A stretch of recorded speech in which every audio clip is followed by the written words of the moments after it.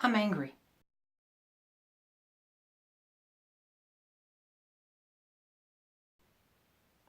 Pretty angry. Just hopped out of the shower. Had a rather relaxing quick rinse off after working on my cam studio. So thankfully it won't be too much longer before I can leave this little attic space that I'm in here and actually have a real studio. So good news on that front. Bad news on all other fronts. As expected, the more that I become vocal and outspoken against activism, LGBT, trans stuff, the works, the more I'm persecuted. It was pretty savage the last week or so, especially the last 24 hours. And I just want to ramble for a minute. It won't take long. I want to get back to work on my studio.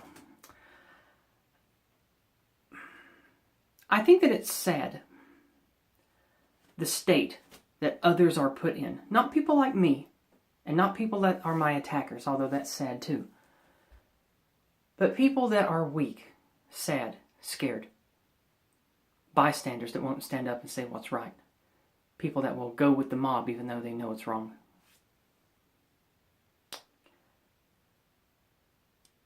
When attackers came for me recently, yesterday, it was pretty bad. It was savage. People I've known for years. It wasn't like it used to be. Time it was nasty. It was real. It was mean. It wasn't done in a private group. It wasn't done in a PM. It was done publicly. Open. Social media. Lots of people I didn't know. Probably a few hundred.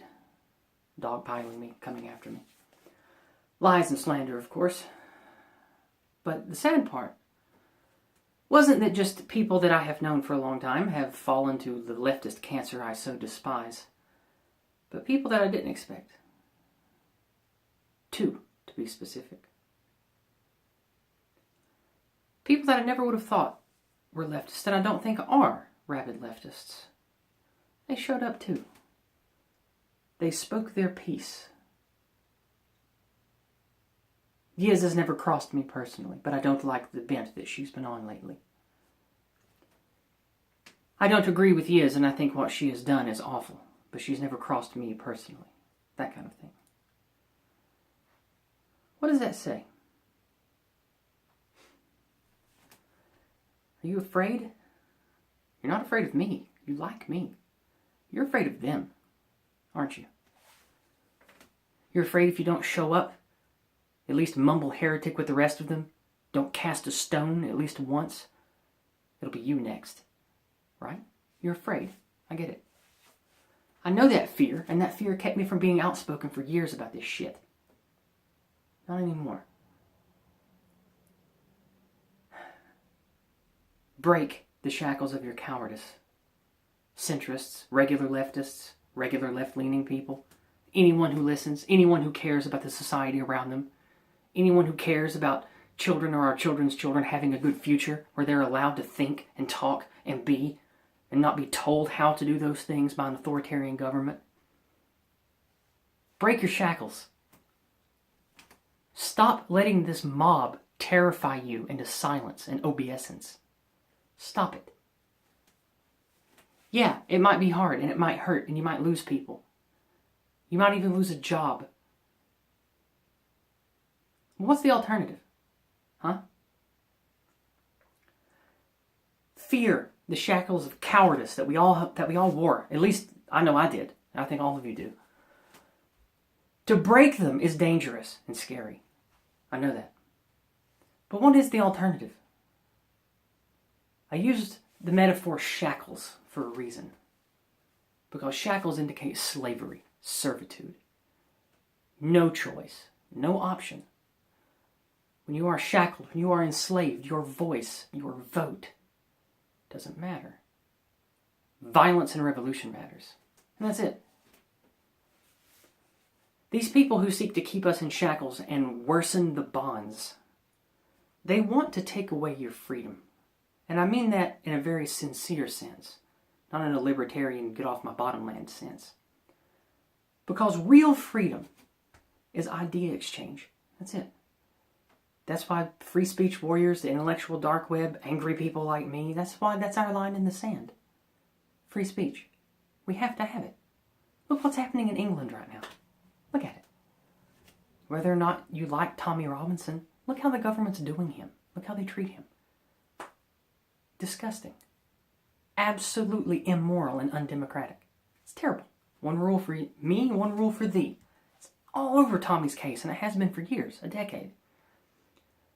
Beyond that, look how the government currently treats its citizens.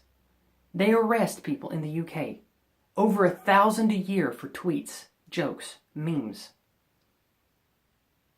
Does that seem right to you? Does that make you feel good? I'm not talking to you leftists that will dogpile me and hate me and think that I'm this evil right-wing reactionary. I don't care what you have to say. What I do care about are people that are stuck in between.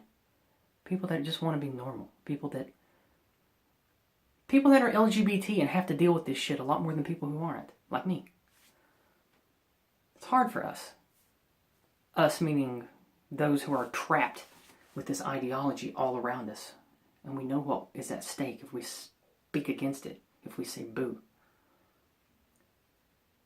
But you have to do it. You have to. You stand up and you say heretic and you cast a stone at me. So they won't come for you. But they will. They will come for you. It might not be this year. It may not be this decade. But if you don't challenge what's happening, they will come for you.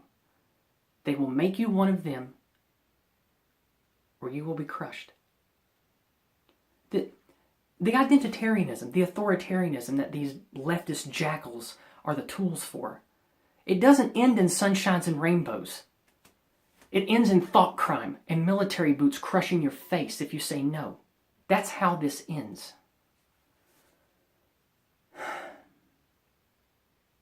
You're going to let them tell you how to think now. You're going to let them make you be silent now.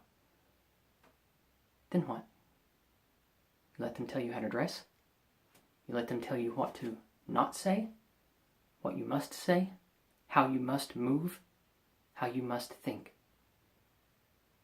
How you must raise your children? That you aren't allowed to raise your children? That you aren't allowed to have children? That's where that ends. We've seen it 17 times in the last 150 years.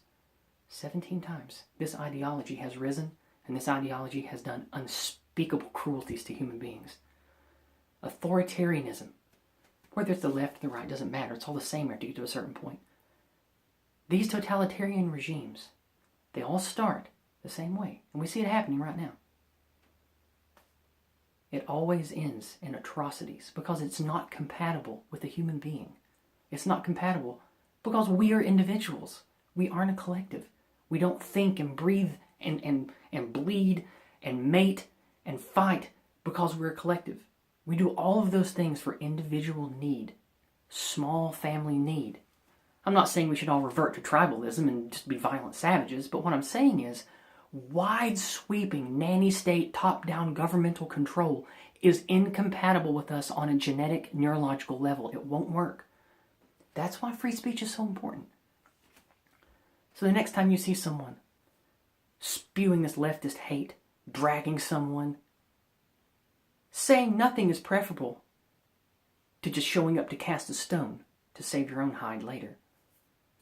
But wouldn't it be nice if you could maybe loosen that shackle of cowardice, loosen that foothold they're starting to get on you, and say something?